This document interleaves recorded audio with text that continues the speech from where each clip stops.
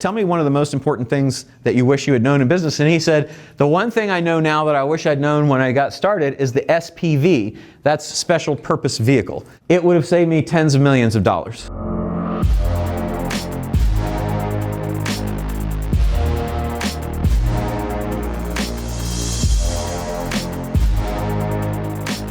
The SPV is a special purpose vehicle, and it's any limited liability entity that you use for a deal. So it's a fancy name that attorneys can say it's a special purpose vehicle. Please pay me $10,000 to form it, or you can go to Biz Filings and do it for 15. It's just a limited liability entity. The reason you want to use it is that it isolates liability from any of the deals that you're doing. So when we're doing these deals without having to come out of pocket, we might, I'll tell you later, we might do due diligence after we do the deal.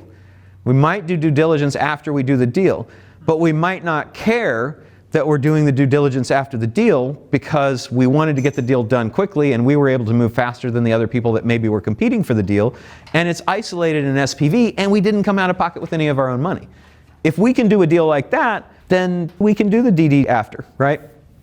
So, when to form it? Immediately today. If you don't have one, you should always have an extra company or 2 or 3 lying around to do deals with, because you might have to move really fast, and sometimes even the express formation stuff takes longer than you want it to. And also, if you're doing funding with your SPV going on the hook, a yesterday formed SPV doesn't look really good.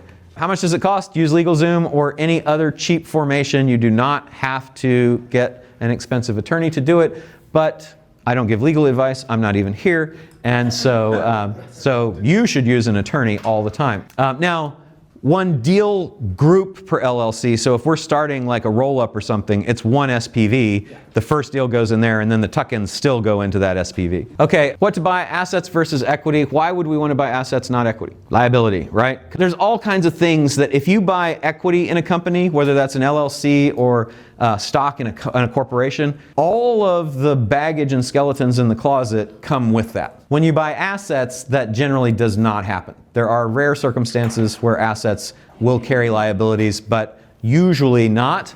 So the kinds of things that you might find if you buy equity and don't buy assets is that there are secured or unsecured payables or other debt that wasn't disclosed that now you have to take care of.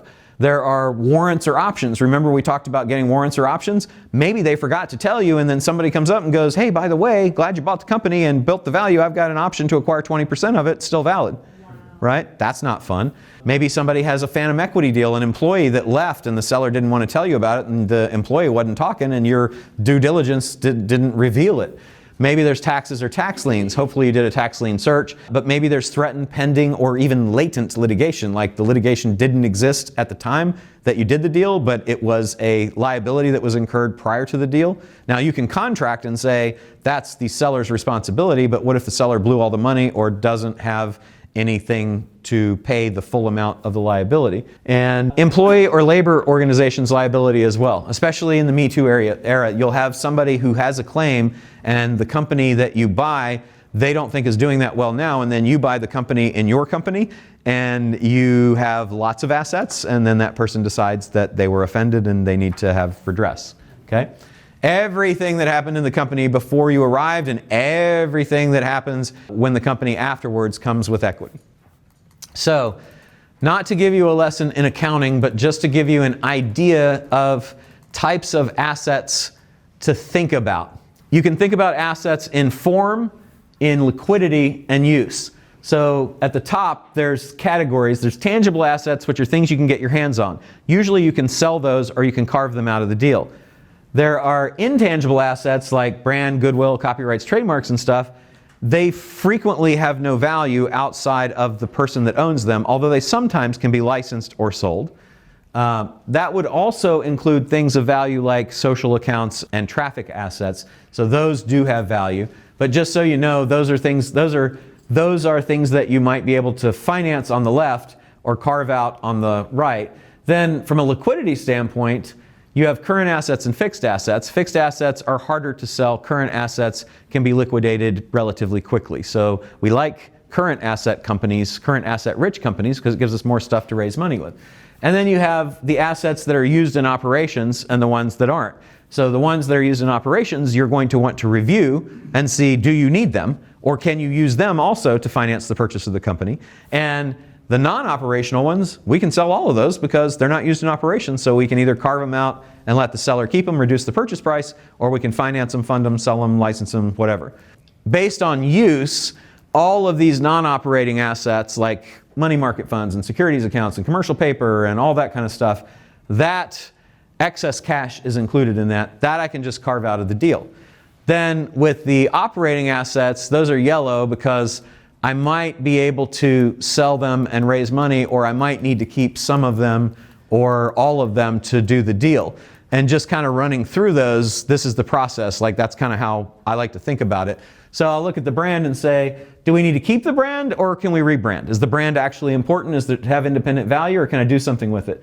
Cash and accounts receivable, I only need enough for WC working capital, the gas to keep in the tank to make the company go. Any excess I can spend, take myself, or give to the seller to reduce the purchase price. Are we using the building or not? If we're using it and we need it and it owns a building, we can sell the building and to the seller and lease it back. If it's owned by the business, we can just carve the building out and then lease it back for however long we need it. Raw materials, there's frequently an excess of those of work in process and inventory. Those are all related. You buy raw materials to start doing work to turn it into inventory, and then you have inventory. So 3 separate accounts on the balance sheet. Do you need to keep it, or can you go JIT? JIT means just in time. Just in time is what you want because it lets you be lean and not have to have more of these things than you need, and you can sell the excess or finance it or just sell down the excess inventory.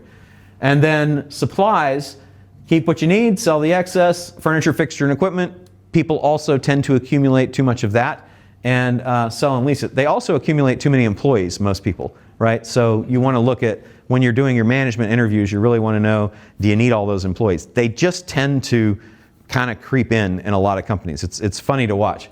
We have a lot of law people in here. I have seen so many law firms that have so many more paralegals and legal secretaries and everything else that they need to do the stuff that they're doing.